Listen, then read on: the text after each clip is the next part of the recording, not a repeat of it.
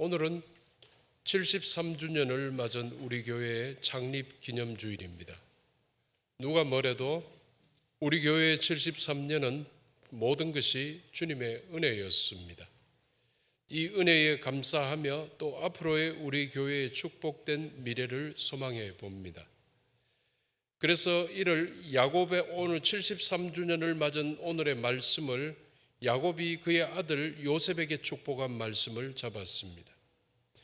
이를 야곱의 축복이라고 표현할 수 있겠지만 사실은 야곱을 통해서 하나님께서 축복하신 겁니다. 저는 이 본문을 참 좋아합니다. 제 자신이 이 복을 받았으면 좋겠다는 마음을 늘 가지고 있고요. 또 우리 성도들도 이 복 받았으면 해서 이 본문을 좋아합니다. 군계일학이라는 말을 아시죠? 많은 닭 속에 있는 한 마리 학이라는 뜻인데요. 학은 닭과 생김도 다르고 크기도 다르고 품위도 다르고 닭들보다 학이 뛰어나다는 뜻입니다. 군계일학이라는 말처럼 요셉이 꼭 그랬더라는 겁니다. 그는 어릴 때부터 생각도 깊고 생활도 고결해서 형들보다 돋보이는 아이였습니다. 그래서 이 때문에 또한 남다른 고난도 겪은 인생이었죠. 형들이 동생 요셉을 시기하고 질투했는데 이로 인해 결국 요셉은 애굽의 종으로 노예로 팔리게 되었고 애굽에 가서 이국 땅에서 노예로 더욱 혹독한 시련을 겪게 되었습니다. 창세기 49장 23절의 말씀을 우리 함께 읽겠습니다. 활 쏘는 자가 그를 학대하며 적개심을 가지고 그를 쏘았으나, 여기서 활 쏘는 자가 바로 형들이었고 학대와 적개심으로 동생에게 활을 쏜 것이 바로 형들의 시기와 질투였습니다. 그러나 결론은 달랐습니다. 형들은 그에게 마음껏 활을 쏘아댔지만 화살을 날렸지만은 결론은 달랐더라고 성경은 이야기하죠. 24절의 말씀도 함께 읽겠습니다. 요셉의 활은 도리어 굳세며 그의 팔은 힘이 있으니 이는 야곱의 전능자 이스라엘의 반석인 목자의 손을 힘입음이라.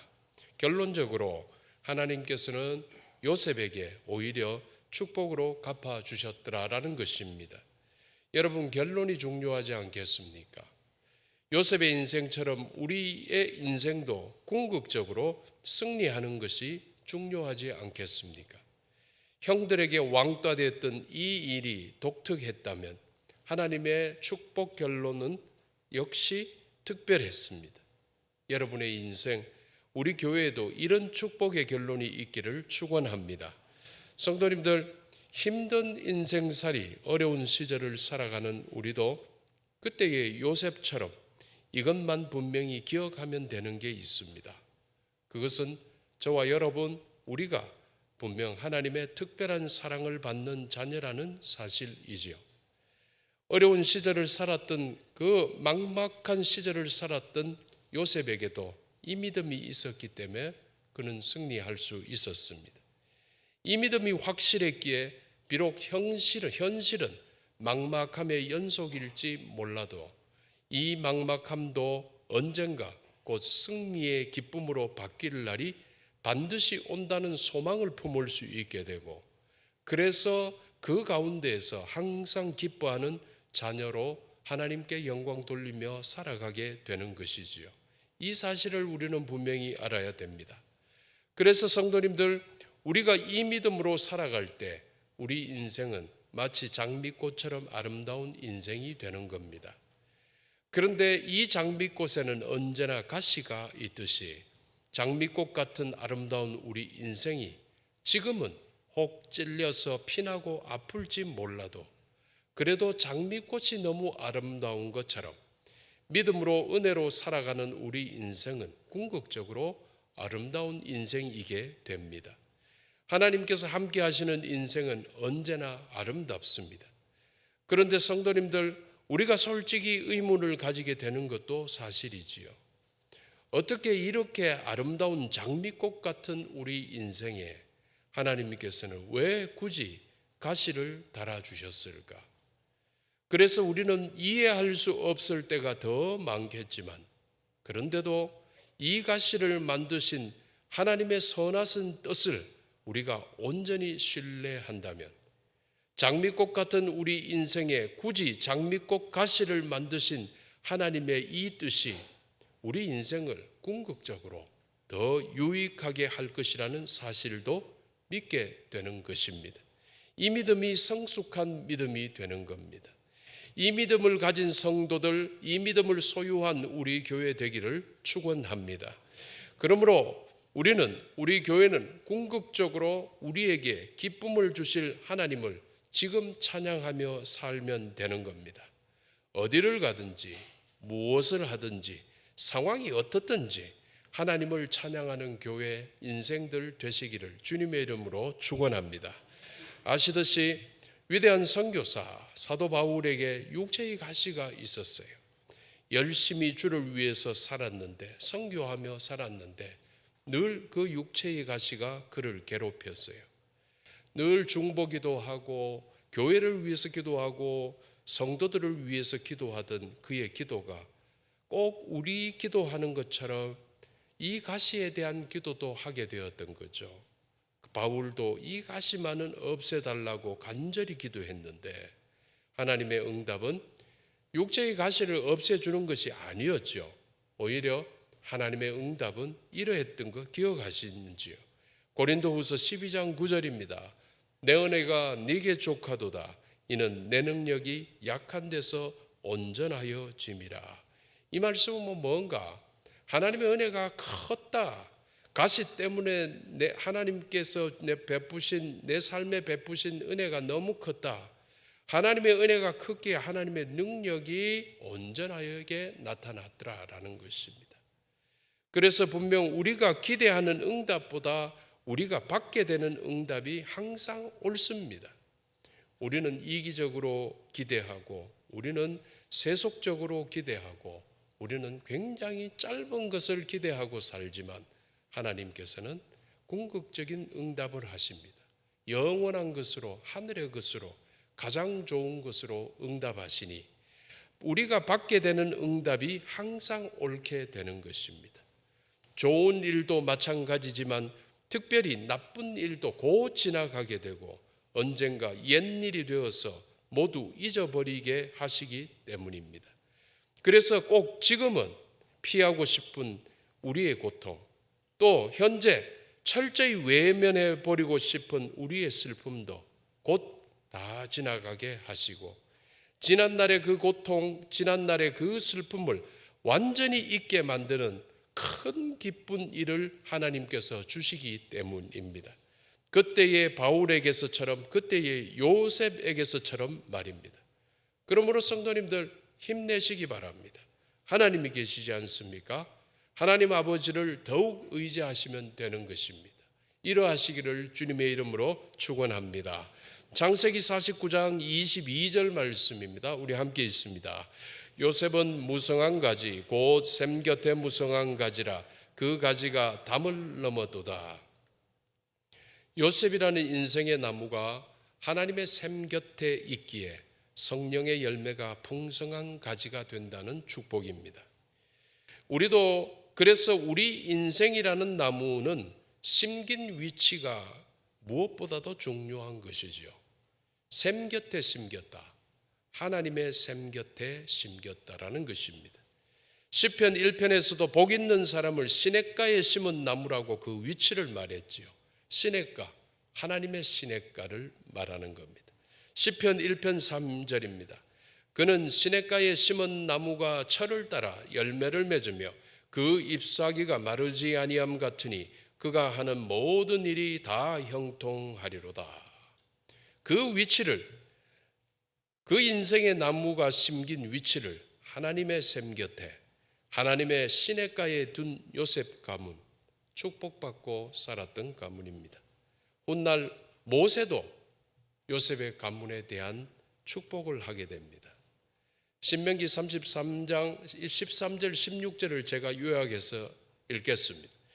요셉에 대하여는 그 땅이 여호와께 복을 받아 하늘의 보물인 이슬과 땅 아래에 저장한 물과 태양이 결실하게 하는 선물과 태음이 자라게 하는 선물과 옛산의 좋은 산물과 영원한 작은 언덕의 선물과 땅의 선물과 거기 충만한 것과 가시떨기 나무 가운데에 계시던 이의 은혜로 말미암아 복이 요셉의 머리에 그의 형제 중 구별한 자의 정수리에 임할지로다.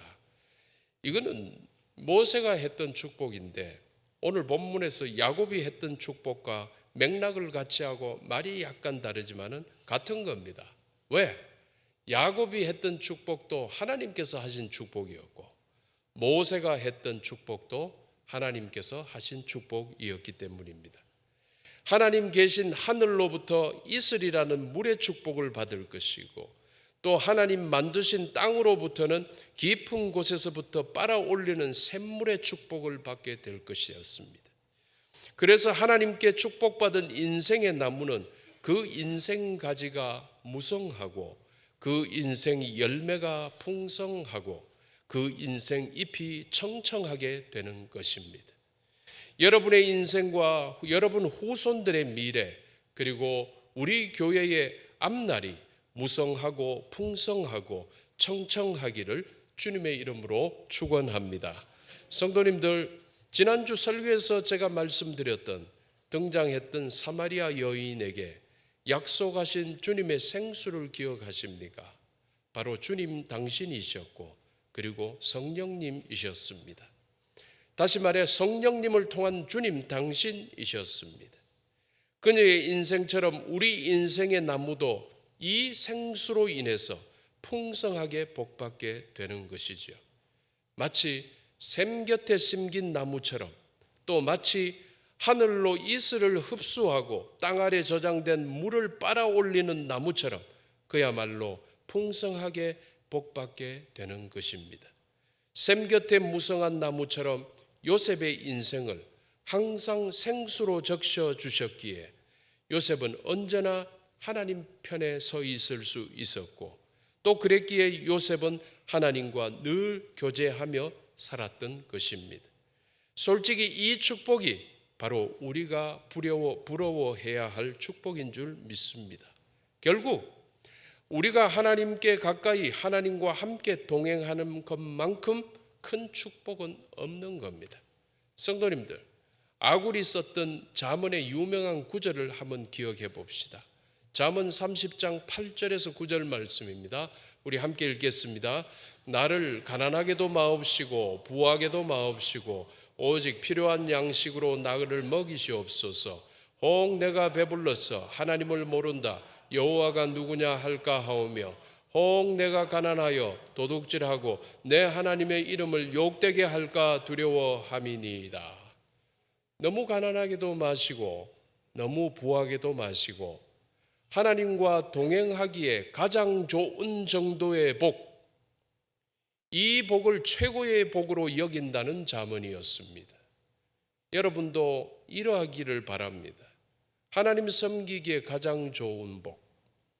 그래서 성도님들, 주님께서 우리의 인생에 허락하신 산업이 혹 아무리 어려워지더라도 주님께 드릴 게 없을 정도로 나빠지지는 않게, 또 혹 너무 잘 되더라도 주님께 예배 드리지 못할 정도로 바빠지지는 않게 소망하시는 성도들 되시기를 축원합니다.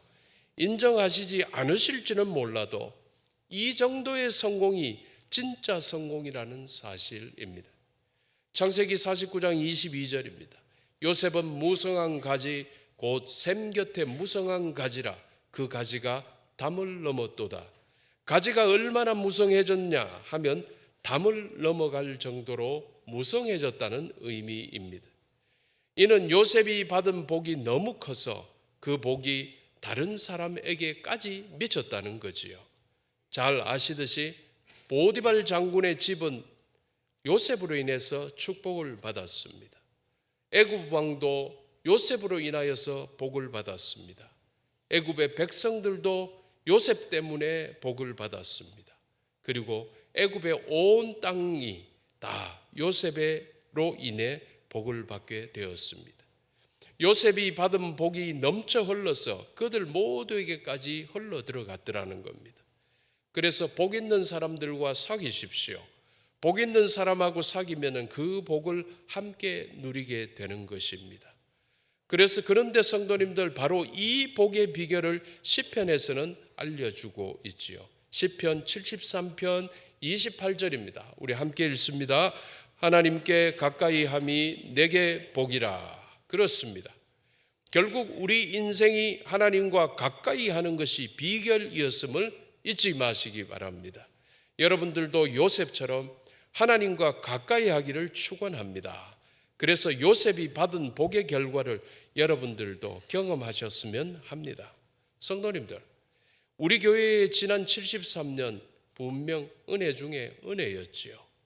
지난 세월의 영광도 물론 은혜였고, 심지어 교회의 세월 가운데 고난과 시련의 시간마저도 다 주님의 은혜였기에 혹 후퇴한 듯한 세월들마저도 결국 합력하여 전진하게 하실 줄을 우리 모두 믿읍시다.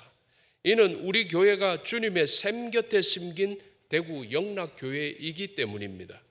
그래서 성도님들, 앞으로 지금까지보다 훨씬 더 힘든 시간이 혹 닥쳐온다고 하더라도 그래도 우리 교회는 계속 전진할 것이고, 우리의 다음 세대들이 윗세대들을 이어받아서 영과 진리로 예배하기를 지속할 것입니다. 100년이 넘은 교회들을 가보면서 저는 우리 교회의 100주년의 모습을 상상해 봅니다. 27년 후의 일입니다. 혼자 감격스러울 때가 한두 번이 아닙니다. 우리 교회가 항상 개혁하여 나날이 더욱 순전한 복음을 믿고 이 복음 그대로 꿋꿋이 가르치고 이 복음을 쉬지 않고 전파하며 살아가게 될 때 나중 영광이 이전 영광보다 크리라고 약속하신 우리 주님께서 우리 대구 영락교회를 100주년에 걸맞은 영광스러운 교회로 우뚝 세워주실 것이 분명하지 않겠습니까? 여러분 믿으시기 바랍니다. 결론을 맺습니다. 성도님들, 샘 곁에 심긴 나무가 되어 항상 무성하고 풍성하고 청청한 인생 그리고 교회가 됩시다. 풍성하신 하나님의 풍성한 축복이 우리 가운데 우리 교회 위에 충만하게 부어지게 되기를 주님의 이름으로 축원합니다. 기도하겠습니다.